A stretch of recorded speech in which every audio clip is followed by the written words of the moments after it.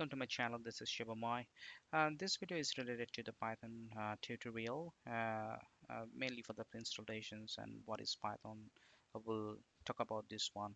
So the first of all, I just want to tell you about the Python, which is pretty much similar to other programming language, but it's pretty much straightforward and easy to use for all the developers and people who are you know pretty much new in programming language. I think this is the best the language to learn because it's very easy to learn. The syntax is really easy compared to the other programming language, and and above all, the Python is really uh, very demanding in the market at the moment because we can do a lot of things using Python. So mainly at at this stage, the Python is used for data science people, machine learning, deep learning, NLTP. So everybody, depends on this particular language, which has a lot of flavors, a lot of modules available in the Python library, which can be, beneficial for, constructing your programs to do and support all these latest technologies like for data science. The first of all, the Python is very general purpose and dynamic, very high level interpreted programming language, and it definitely supports the object oriented programming. It's very simple and easy to learn and provides lots of high level data structures. So whoever is new in Python in programming, so you can start with Python because of easy syntax, and you can really easy to understand that what each and every line does in Python by writing a simple code. So I would definitely suggest for those folks who are new, go for Python. So in this video, I will just gonna discuss about the installations part, how to install Python, and how to install the tools. So the Python basically comes with the package. If you install your Windows, if you install Linux versions or the Mac OS, it is already packaged nowadays, so you don't have to separately install the Python interpreter. So, but if you really want to see how to download Python, so you have to go to Google and just type Python download, and there is a package, to download in for Python. Uh, there are two versions, Python 2 and 3. So the earlier versions was very stable. People used to use earlier versions, but recently they start using 3.x onwards, and I mean uh, it's also stable nowadays. But syntax wise, there is no major changes between Python 3 and Python 2. So very small kind of difference you will find in the syntax.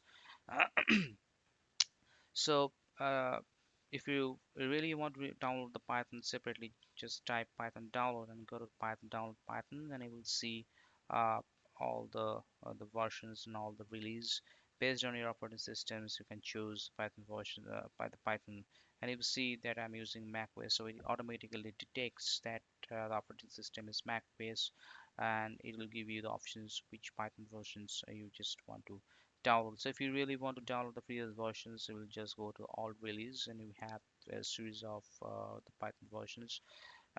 So if you flexible with the previous versions to download, so you can visit the sites and download Python.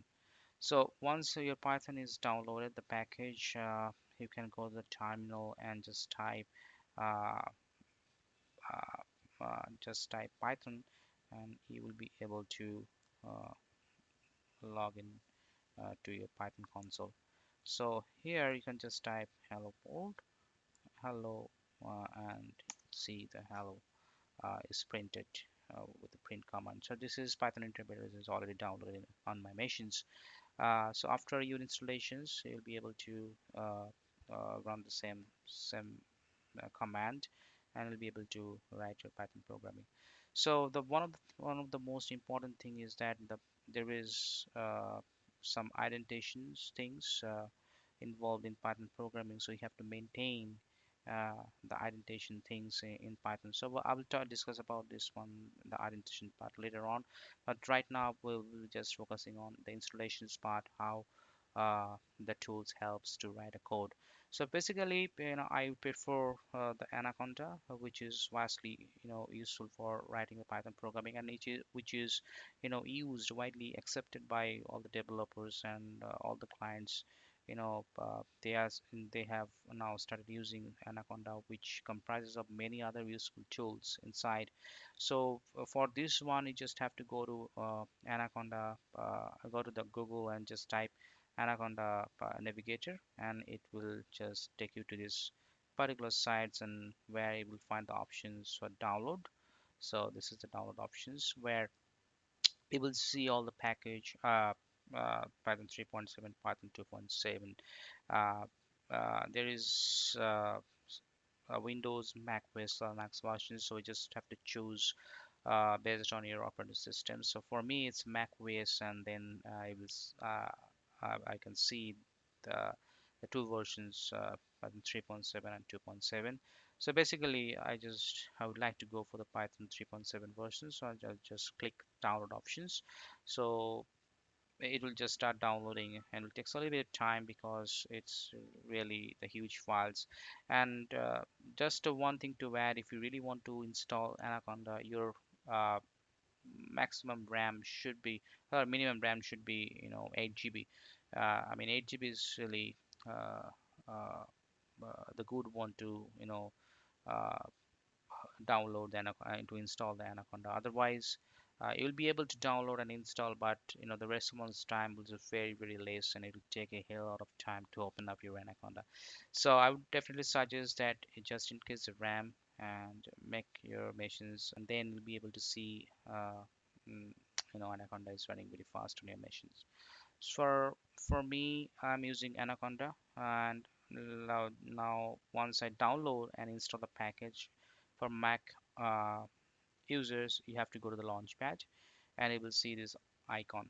And the same icon will be available for Windows also when you download and install for a Windows version. So you'll be able to see this Anaconda Navigator. So click on this one, and you will have this tool, and you'll see the lot of uh, tools available inside. Every tool has its own functionality, but you can do this, Python programming here. So, but there are feature-wise there are some differences, and it also depends on the users which you know tools it really want to use.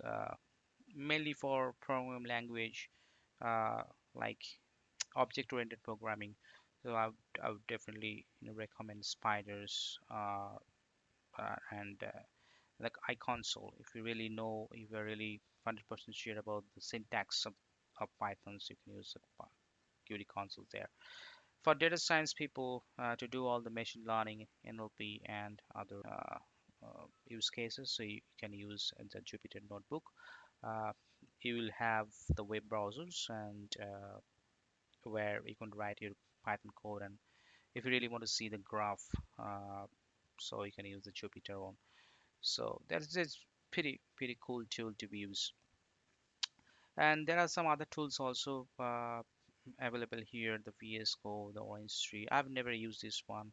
I've used RStudio for our programming. This is very useful for data science if you really want to write your programming in R, so you can use the RStudio.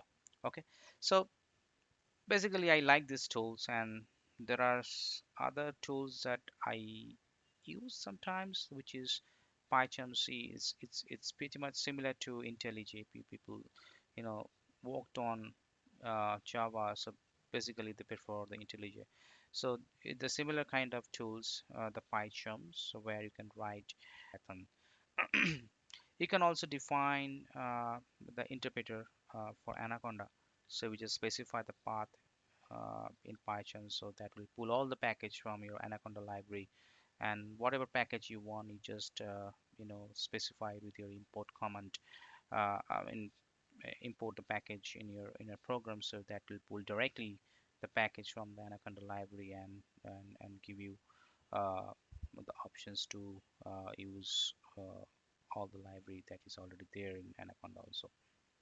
So let me just show you how the Jupyter looks like. So the Jupyter, uh, uh, this is a very pretty cool. Just you have to just click on launch, and once you launch this one, you will see this kind of pages, and there are some Python uh, uh, programs are there that is previously saved. So if you really want to create a new one, so you just have to click on new, and you will see the Python versions, which is Python 3. And so once you click that, you will have uh, this web. So now I've just written one simple program just to see whether it is printing the value or not. So basically I'm just declaring the two variables a and b and assigning some values, and just going to add this one and print it just to check, the the Jupyter is working fine. So it has a lot of options here: file, edit, view, insert cell. So which cell you want to run, and where to insert the cell, how to view all these, where if you want to save your program, so you can do all these kind of cool things here. And if you really want to run, so just the run command is here, and these are all the edit save buttons as available here. Okay. So as I said, that the Python is pretty cool. You don't have to specify any data type. It automatically interprets what the data type should be, and based on that, it is going to compute the result. And here, it is determining that the two variables value is integer, and we are now, I mean, the program is going to add these two values and print the sum of the two variables. But for the other programs, we have to declare all these data types and uh, that you know but for Python, it's pretty cool. So that's it for the installations part, and how uh, we write the program in Jupyter. And let me just let's see uh, how it looks like. It's gonna take some time uh, because a lot of applications running right now simultaneously on my machine. That's why it slowed down the process. Okay, so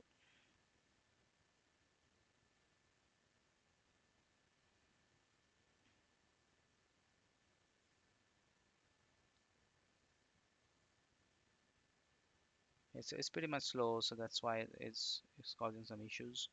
Uh, but it will open, but it will take some time based on uh, my machine configurations and number of programs running simultaneously on my machines. It's still loading. Anyhow, I'll just show you in the next lectures on how the spider looks like. Uh, so that's it for that particular video. So I will upload more, and we'll talk about uh, more topics about Python, and probably we'll see in the next video. Thanks.